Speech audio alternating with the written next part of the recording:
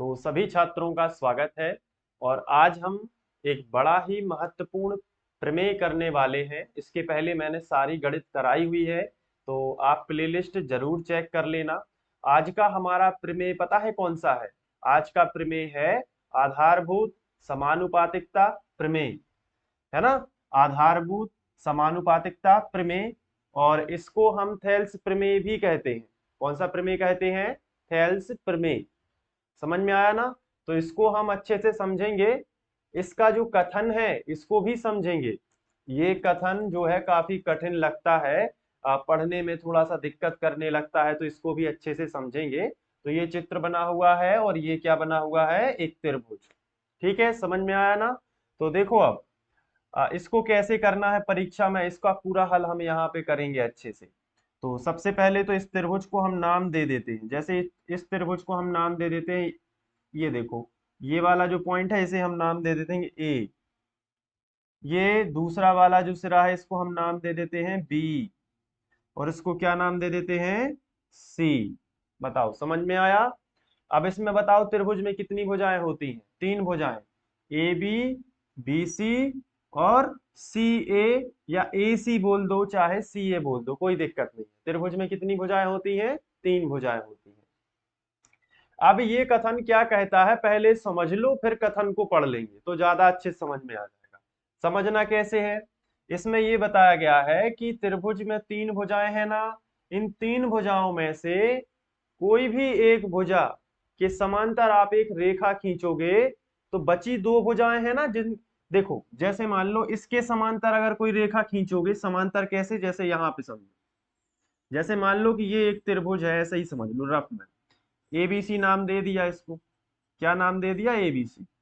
तो अगर इस त्रिभुज में इस भुजा के समांतर हम रेखा खींचेंगे, बीसी के समांतर, तो ऐसे खींचेगी, खींचेगी कि नहीं खींचेगी? तो बाकी की दो भुजाओं को उसने क्या कर दिया? काट दिया, यहाँ पे और यहाँ पे। जैसे मान लो एक त्रिभुज और हमने ले लिया, ये समझो, इस त्रिभुज का हमने नाम दे दिया फिर से एबीसी। देखो, देखना ध्यान से, इस त्रिभुज का हमने फिर से नाम दे दिया एबीसी। अब मान लो हमने पहले बीसी के समांतर रेखा खींची थी, ये देखो, ये समांतर रेखा खींची थी ना। अब यदि हम एबी के समांतर खींच देते हैं ऐसी, तो वो बाकी की दो भुजाओं को इस पॉइंट पे और इस पॉइंट पे काटेगी। इसके अलावा देखो, इसके तो समांतर है ये वाली रेखा, लेकिन बाकी की दो भुजाओं को क्या कर रही? काट रही है ना। काटेगी कि नहीं? जैसे मान लो ये त्रिभुज है, ये त्रिभुज देख रहे हो ना ध्यान से। अब इस त्रिभुज को हम नाम दे देते हैं ए बी और सी फिर से। तो अगर हम ए सी के समांतर अगर कोई रेखा खींचेंगे तो बाकी ए बी और बी सी को वो काट देगी। देखो कैसे, ए सी के समांतर खींच रहे हैं, ये खींच दी, तो इसने देखो ए बी को इस पॉइंट पे काट दिया और बी सी को इस पॉइंट पे काट दिया। तो कथा समानुपातिकता प्रमेय ये कहता है कि समान अनुपात में काटेगा। देखो कैसे, इस मेन चित्र को देखो ध्यान से, इसको हम साफ कर देते हैं पहले, फिर आप बड़े ध्यान से समझना, एक एक पॉइंट अच्छे से क्लियर हो जाएगा। फिर हम दिया है इसे पूरा लिखेंगे आंसर कि एग्जाम में हमें कैसे लिखना है। ठीक है, तो अभी हमने क्या कर दिया, इस बीसी के समांतर एक रेखा हम खींच देते हैं। तो यहाँ पे हमने एक समांतर रेखा यहाँ पे खींच दी, ये देखो।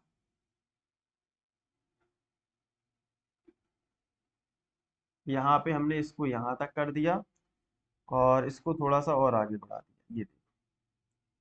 तो देखो, जैसे बीसी के समांतर हमने खींची है तो उसने ए बी को इस पॉइंट पे काट दिया। इस पॉइंट को हम कुछ नाम दे देते हैं, जैसे सी तक हो गया, यहाँ पे हम डी दे सकते हैं, डी, इस पॉइंट को। ठीक है, और इस पॉइंट को हम नाम दे सकते हैं, डी के बाद क्या आता है? ई आता है। ठीक है, तो ई नाम दे दिया। समझ में आ गया कि नहीं बताओ? इसको हमने नाम दे दिया। तो इन्होंने ये बोला है कि समान अनुपात में काटेगा, मतलब ए डी के बटे डी बी होना चाहिए और ए ई के बटे ई सी, मतलब समान अनुपात। अनुपात मतलब बटे होता है। तो देखो इनका अनुपात कैसे निकलेगा, दो भुजाएं कट गई, यहाँ पे एक ये हो गया, एक ये होगा। तो यहाँ पे आएगा कि ए डी के बटे क्या होना चाहिए? D B. तो ये हो गया अनुपात, बराबर किसके होना चाहिए? ए ई और बटे ई सी। ये समान अनुपात में होगा। जैसे मान लो अगर यहाँ पे 2 सेंटीमीटर है और यहाँ पे 1 सेंटीमीटर है, तो 2:1 आएगा। तो यहाँ पे भी 2:1 ही आएगा। ये सिद्ध करके हमें बताना है। ठीक है, चलो इस चीज को आपको ध्यान रखना है। तो ये चीज हमें सिद्ध करनी है, तो हम इसको सिलेक्ट कर लेंगे, और ये हमें सिद्ध करनी है तो हम इसको यहाँ पे कहीं अभी लिखेंगे। ठीक है, तो यहाँ पे हम लिख सकते हैं, पहले हम दिया है लिखेंगे कि कैसे शुरू करना है। तो कथन तो ये है, यदि किसी त्रिभुज की एक भुजा के समांतर, ये त्रिभुज है, त्रिभुज की एक भुजा मतलब बीसी के समांतर अन्य दो भुजाओं को भिन्न भिन्न बिंदुओं पर, अन्य दो भुजाएं कौन कौन सी है, ए बी और ए सी, वो भिन्न भिन्न बिंदु कौन से हैं, डी और ई। समझ में आया कि नहीं? तो अन्य दो भुजाओं को भिन्न भिन्न बिंदुओं पर प्रतिच्छेद करने के लिए एक रेखा खींची जाए, ये रेखा खींची है ना, तो ये अन्य दो भुजाओं को ही एक ही अनुपात में विभाजित करेंगी। अन्य दो भुजाओं को मतलब ए बी और ए सी को एक ही अनुपात, मतलब ए डी बटे डी बी एक ही अनुपात है, और यहाँ पे ए ई बटे ई सी बराबर, एक बराबर मतलब एक ही अनुपात में क्या करेंगे, विभाजित करेंगे। देखो लिखा है, तो अभी हम लिखेंगे इसको। दिया है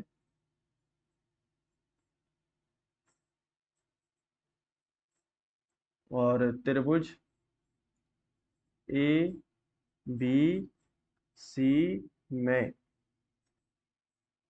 त्रिभुज एबीसी में क्या है, ध्यान से देखो।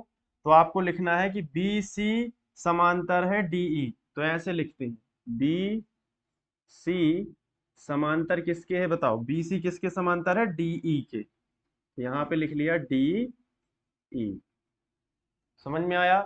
ये आपको सबसे पहले दिया गया है, क्या दिया गया है कि बी सी समांतर है डीई के। दूसरा क्या दिया गया है आपको, यहाँ पे सिद्ध करना है, तो हेडिंग डालेंगे सिद्ध करना है। तो सिद्ध क्या करना है, यही सिद्ध करना है कि समान अनुपात में विभाजित करती हैं, तो इसको उठा के यहाँ पे रख दिया कि ये यहाँ पे आप लिख लेना। ठीक है, ये सिद्ध करना है। अब इसके बाद अपन एक रचना करेंगे, कैसे सिद्ध करना है, तो यहाँ पे हम हेडिंग डालेंगे रचना।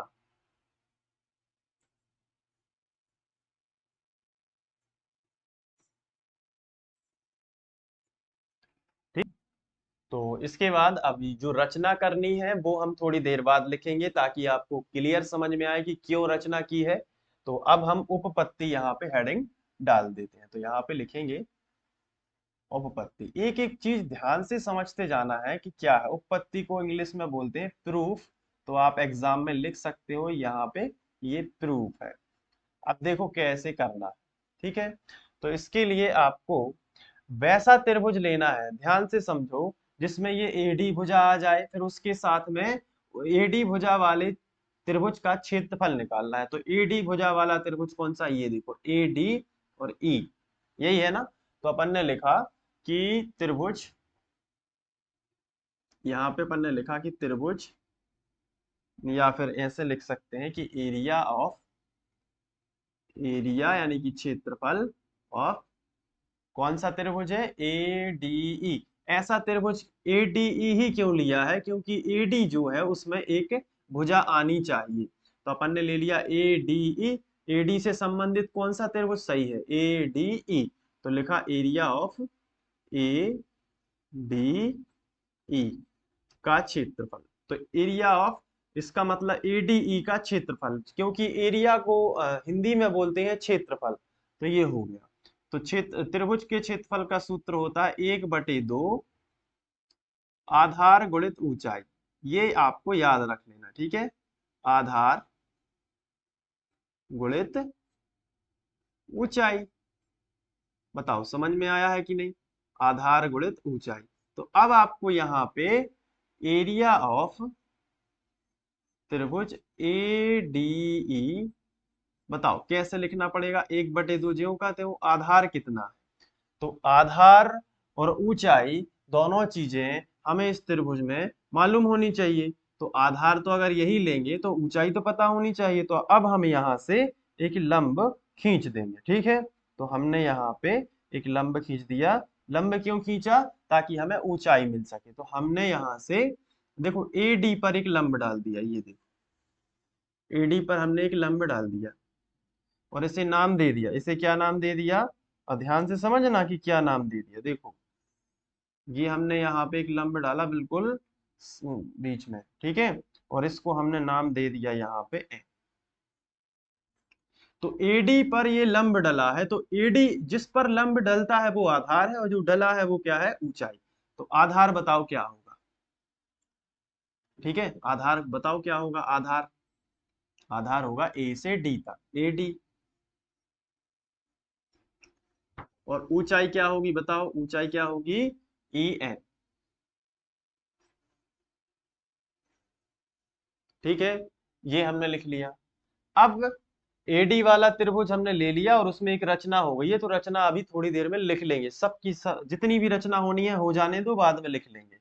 अब हमें ऐसा त्रिभुज लेना है जिसमें डीबी आ जाए। क्या आ जाए? डीबी। तो डीबी तो ये है, तो डीबी से संबंधित त्रिभुज हमें बनाना पड़ेगा क्योंकि है ही नहीं। तो यहाँ पे अपन क्या करेंगे? डीबी से संबंधित एक त्रिभुज बना लेंगे। यहाँ पे बना लेते हैं, पहले तो पेन सेलेक्ट करेंगे, डीबी से संबंधित एक त्रिभुज ऐसा बना। ये देखो बन गया ना डी बी सी। तो अब हमने त्रिभुज तो बना लिया, तो यहाँ पे हम उसका क्षेत्रफल निकालेंगे, इसका क्षेत्रफल निकालेंगे। ठीक है, तो लिखेंगे एरिया ऑफ त्रिभुज कौन सा? D B C. तो यहाँ पे लिख लेते हैं डी बी सी। इसका वही सूत्र होगा 1/2 आधार गुणित ऊंचाई। तो 1/2 तो लिख दिया, आधार कितना होगा? यही डीबी होगा, तो लिख दिया कि आधार तो वही होगा डीबी, डी और बी। लेकिन ऊंचाई कितनी होगी? तो ऊंचाई तो अब इसमें है नहीं ना, कहीं से ऊंचाई आ सकती है इसमें। तो ऊंचाई वही होगी जो पहले वाले के त्रिभुज की थी, जो एडी में ली थी, क्योंकि उसी लाइन पर ये देखो लंब डला हुआ है ना, उसी लाइन पर, ए बी लाइन पर लंब डला हुआ है। तो आपको ऊंचाई पहले जैसी ही ले लेनी है, ई है। ठीक है, अब ये हमने सबसे पहले लिख लिया। अब देखो इनका अनुपात है, अनुपात है कि नहीं? तो अब हम क्या करेंगे? इन दोनों का भी, उपरोक्त दोनों का भाग करने पर ऐसे लिख सकते हैं,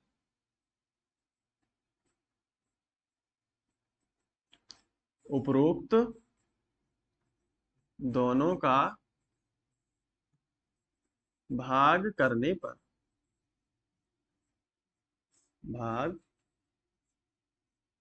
करने पर। चलिए भाग कर देते हैं, इसके बटे ये कर लो, इसके बटे ये कर लो। तो यहाँ पे लिखो एरिया किसका? एडीई का, ए डी ई बटे, इसके बटे ये करना है, तो एरिया, फिर क्या लिखेंगे? डी बी सी बराबर, इसके बटे ये कर लो, तो 1/2 गुणित एडी गुणित ई एन। तो यहाँ पे लिख लेते हैं कि गुणित एडी और गुणित क्या करना है? ई एन बटे 1/2 गुणित डीबी गुणित ई एन। तो इसके बटे ये कर लिया, इसके बटे ये कर लिया।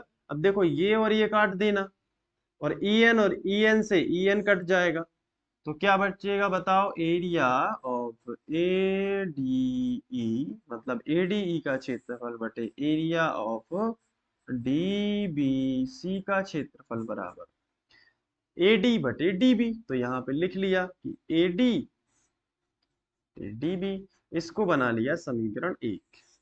अभी समीकरण 1 तक हल किया है और 2 रचनाएं हो गई। अब हमें ऐसा त्रिभुज लेना है जिसमें ए ई भुजा हो। तो ए ई भुजा किस में होगी? जब हम त्रिभुज लेंगे ए डी ई, इसमें होगा कि नहीं? तो यहाँ पे हम लिखेंगे कि त्रिभुज, हम लिखेंगे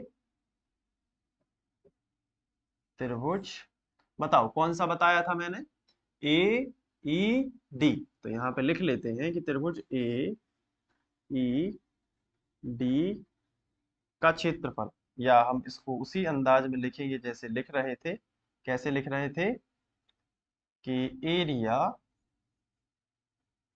किसका त्रिभुज? ए डी ई, ए डी ई, इसका हमें क्षेत्रफल निकालना है। तो क्षेत्रफल का सूत्र 1/2 आधार गुणित ऊंचाई।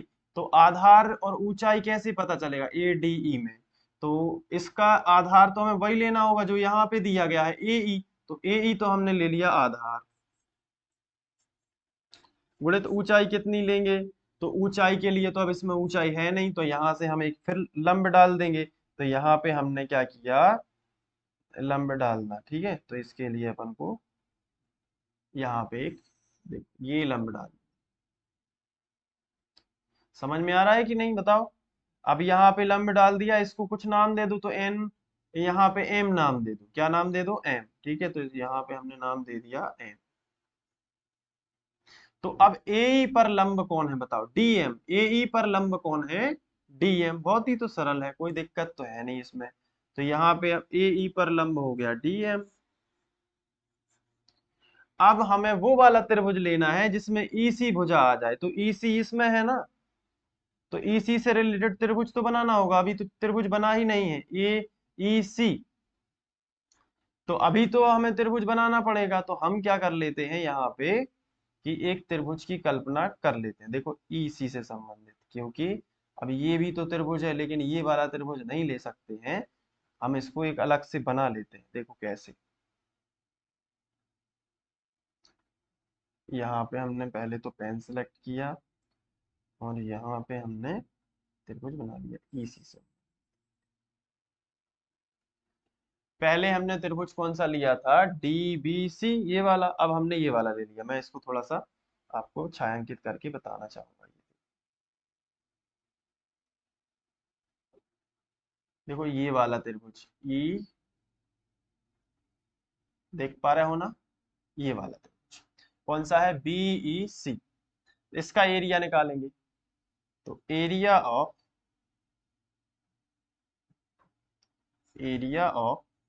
त्रिभुज किसका, ई सी बी का,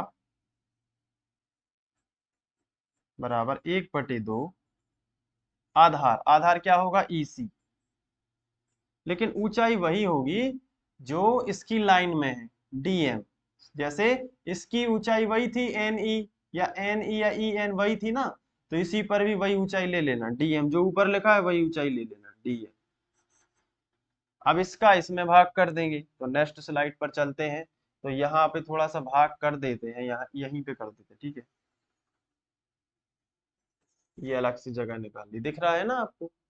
चलो बताओ, इसका इसमें भाग करोगे तो क्या आएगा, area of A D E बटे, इसका नीचे ये आएगा area of E C B. Area of कौन सा आएगा बताओ, ई सी बी बराबर, अब इससे ये कट जाएगा, बटे में आएगा, इससे ये कट जाएगा। देखो डीएम से डीएम, तो क्या बचेगा, केवल ए ई बटे ई सी। तो यहाँ पे आपको लिखना है कि ए ई बटे क्या बचा, ई सी। इसको बना देना आप समीकरण 2। देखो अब इन समीकरण 1 व 2 को ध्यान से देखो कि यहाँ पे भी ए डी ई लिखा है, यहाँ पे भी ए डी ई लिखा है, लेकिन यहाँ पे डी बी सी लिखा है, यहाँ पे ई सी बी लिखा है। तो ऊपर के तो त्रिभुज बराबर है, देखो ऊपर के तो त्रिभुज कैसे हैं, बराबर हैं, लेकिन नीचे के त्रिभुज बराबर नहीं है। काश ये बराबर हो जाते तो ये इसके बराबर हो जाता, सिद्ध हो जाता। देखो फिर से, ऊपर के त्रिभुज तो बराबर है, नीचे के त्रिभुज बराबर नहीं है। काश अगर ये भी बराबर हो जाते तो ये इसके बराबर हो जाता, और यही तो हमें सिद्ध करना है। तो हमने देखा कि ये आपस में बराबर है, हम देख नहीं पा रहे हैं ये आपस में कैसे बराबर है, कैसे। देखो डी बी सी कहाँ बना है, डी बी सी यहाँ पे बना है, ये देखो ये त्रिभुज। और ई सी बी कहाँ पे बना, देखो ई सी बी यहाँ पे बना है। दोनों त्रिभुज डीई और बीसी के मध्य में है। और मैं आपको एक चीज दिखाना चाहूंगा, यहाँ पे देखो कि अगर कोई त्रिभुज है,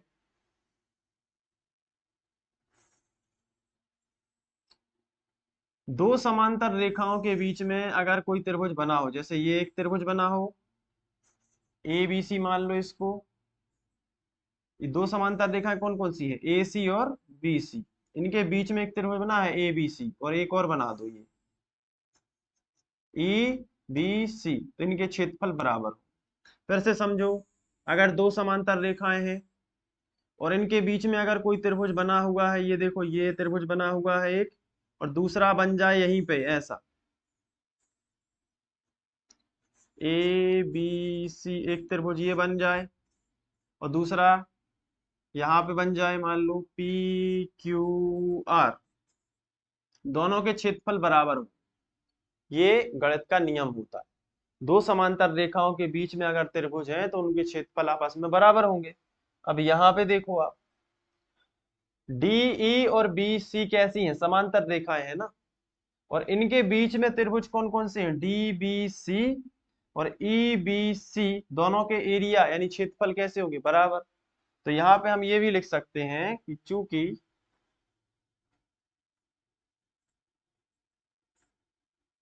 ये दोनों त्रिभुज आपस में बराबर हैं, इनके क्षेत्रफल आपस में बराबर हैं, तो area of D B C बराबर है area of E C B. इसको समीकरण बना सकते हैं अपन 3।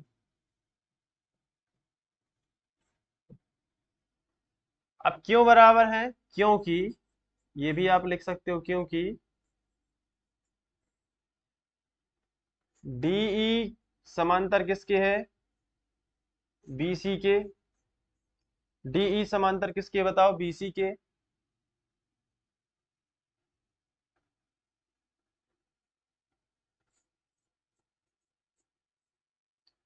तो समांतर रेखाओं के बीच के त्रिभुज कैसे होंगे, बराबर।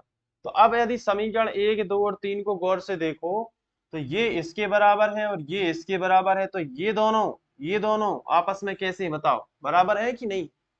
तो आगे जाके आप लिख लो, इसलिए AD बटे DB बराबर है AE बटे EC, और ये हो गया सिद्ध। क्या हो गया बताओ, सिद्ध। तो आप ऐसे इसको, थेल्स प्रमेय को, आधारभूत समानुपातिकता प्रमेय जो है, इसको हल कर सकते हैं। उम्मीद है कि आपको समझ में आया होगा। अगर आपको समझ में आया है तो आप मुझे जरूर बताएं। Thank you. और साथ में एक चीज और है, रचना जरूर आपको बताना चाहूंगा, रचना कैसे करनी है। यहाँ पे लिखना क्या, देखो क्या क्या किया है तुमने, डी को सी से मिलाया, बी को ई से मिलाया, तो यहाँ पे ये चीज लिख लेना कि डी को सी से मिलाया और बी को किससे मिलाया है, ई से, बी को ई से मिलाया।